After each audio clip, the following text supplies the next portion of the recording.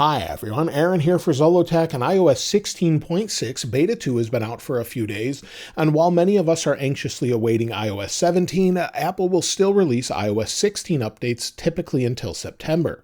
So we'll take a look at the overall experience. I've been using this full-time on my 14 Pro Max and iPad Pro.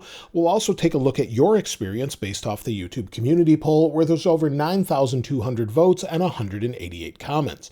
I've taken all of those comments to determine what the overall experience of iOS 16.6 has been like. Other than that, we'll take a look at some Apple news and a couple more things to expect with WWDC 2023 on Monday and iOS 17. Now, a couple things I wanted to let you know about is if you're using Windows and you're actually using iTunes on Windows, you want to make sure you install the latest update to fix a security vulnerability. The latest update is iTunes 12.12.9, and you can see that the impact was an app may be able to elevate privileges. So they fixed it with a logic issue which was addressed with improved checks. Make sure you install that update if you haven't already, as there's a couple vulnerabilities in it that are actually patched. Also, Apple updated Final Cut Pro for the first time this past week. While they made it available for iPad, there was actually a new update for it. So if we go into the App Store, you can see under Final Cut Pro in the App Store, they fixed an issue where the validation of third-party audio unit extensions prevented Final Cut Pro on iPad from opening. So that's been resolved. They also updated Logic Pro. So make sure you install that update if you are having an issue. And hopefully you can't hear in the background. It's actually storming outside, so you may hear some thunder and things in the background. It's just storming, but it's not that big of a deal, but I thought I'd let you know. Now, Apple is actually planning to update a few future locations as well as far as Apple stores go. According to Mark Gurman, there will be over 53 locations updated from now until 2027, whether that's new locations or just refreshing of older locations to sort of a new style, similar to what they've been doing around the world. Now, Apple's posted a new web page detailing how many are currently using iOS 16. I'll link this web page in the description, but if you scroll all the way to the bottom of it, you can see different statistics here, where 90% of all devices introduced in the last 4 years that support iOS 16 are using iOS 16, at least some version of it. 81% of all devices that are supported are using it. So as you can see, the last 4 years, and then all of them. And then there's iPad and more here as well. So again, check that out in the description if you're interested. Now, WWDC is just a day away if you're watching this when I release this video. Apple will actually have a hands-on area set up with tents outside of Steve Jobs Theater and Apple Park. So people will be able to check it out, developers and press, and we should see that headset in a few days. That headset is expected to enter mass production in October for a late 2023 launch later this year. So we should see it later this year. Apple's introducing it. It allows developers time to sort of understand how to develop for it.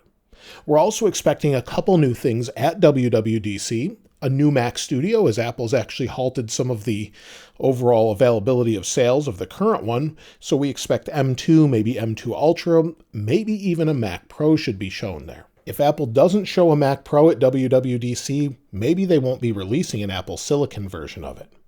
Now, iOS 17 is expected on Monday, of course, and there's a couple things I haven't mentioned in other videos that I wanted to share. Siri may drop the Hey in front of it to activate it with iOS 17, according to Mark Gurman.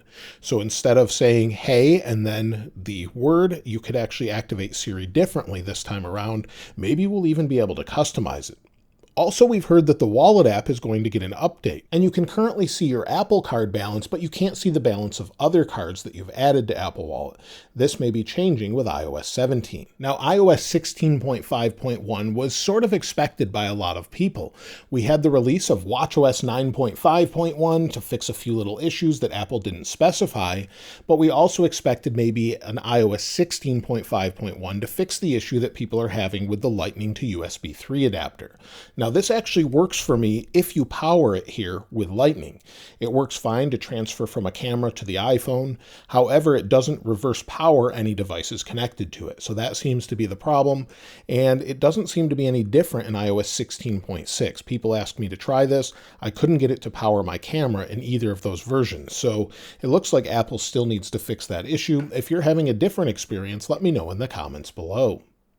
Now, as far as iOS 16.6 Beta 3, well, now that we're expecting iOS 17 on Monday, we can expect iOS 16.6 Beta 3 probably the week after. So we'll have sort of alternating betas for a little bit probably, and then they might sort of sync up in the same weeks. So this week, Monday, we can expect iOS 17 Beta 1 after the keynote of WWDC at 1 p.m. Eastern Time. Usually that keynote will run a couple hours, and then we'll have a release of that beta afterward. After that, of course, we'll have watchOS 10 and all the other betas, but probably the week after that, we'll have iOS 16.6 Beta 3.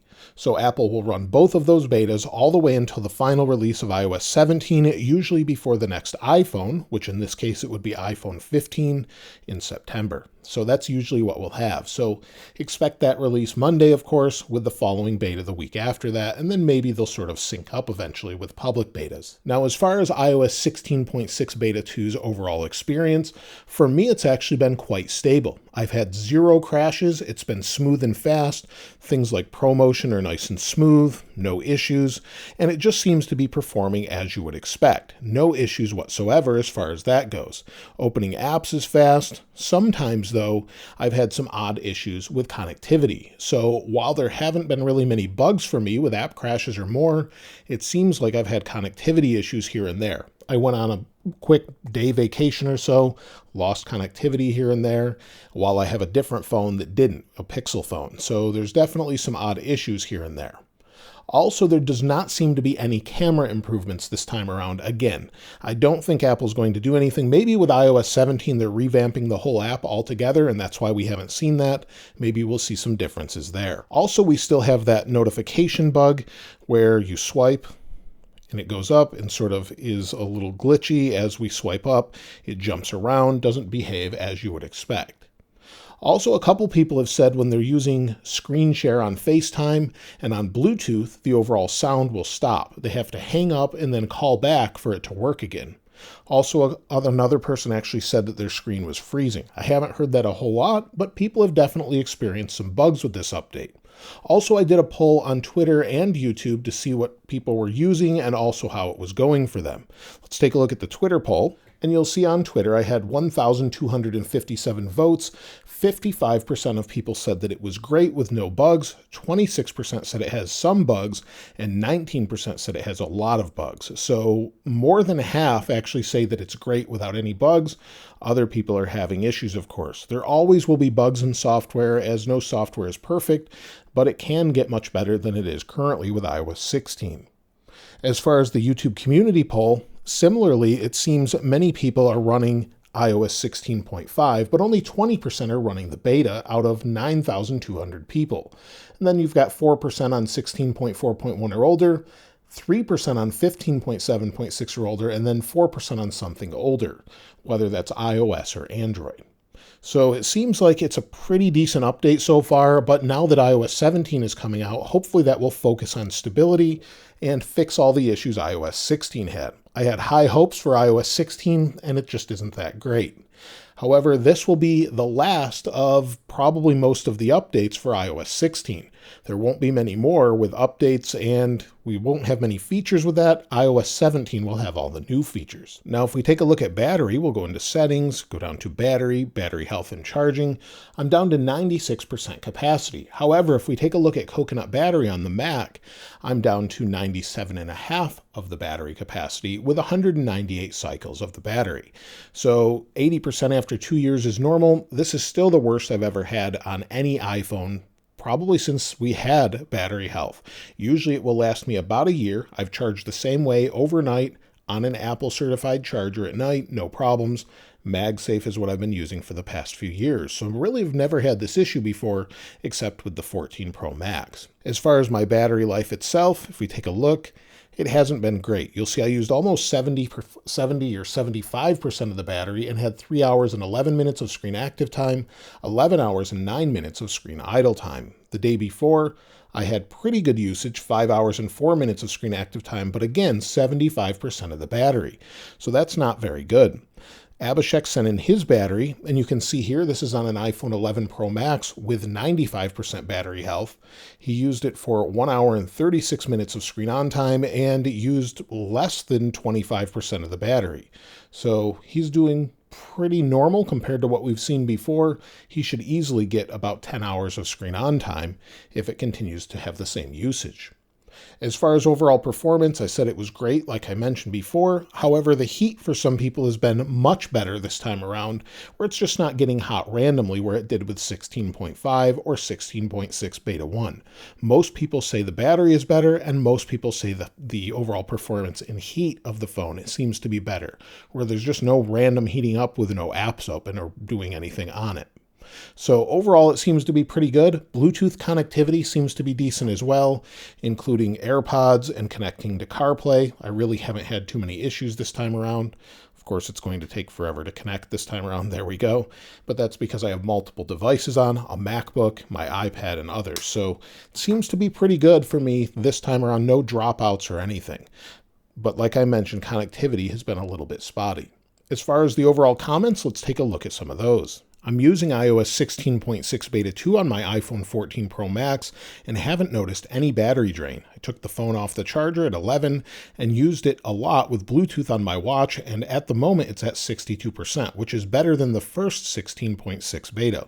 Looking forward to iOS 17 update. iOS 16.6 Beta 2 on iPhone 13 mini, surprisingly the battery life is much better than it's been for quite some time.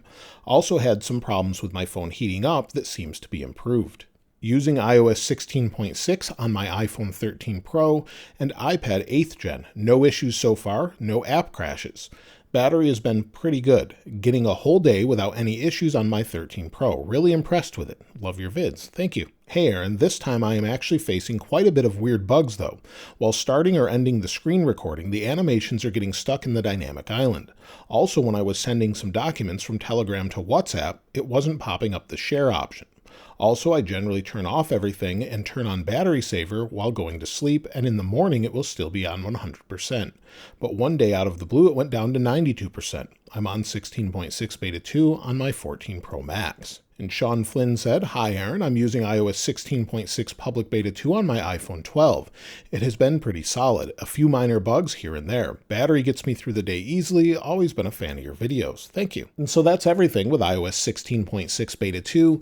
I don't think we'll have many more iOS 16 updates by the time iOS 17 is released to the public. Maybe 16.7 or 16.8 like we've had in the past couple of years. So we shouldn't see many more features from iOS 16. Hopefully they'll improve stability and get it right with iOS 17. Let me know your overall experience with iOS 16 and if you plan to install iOS 17 betas instead, or you're going to hold off for a while and see what happens with them. Let me know in the comments below, and of course I'll link this wallpaper in the description like I normally do. If you haven't subscribed already though, please subscribe, and if you enjoyed the video, please give it a like. As always, thanks for watching. This is Aaron. I'll see you next time.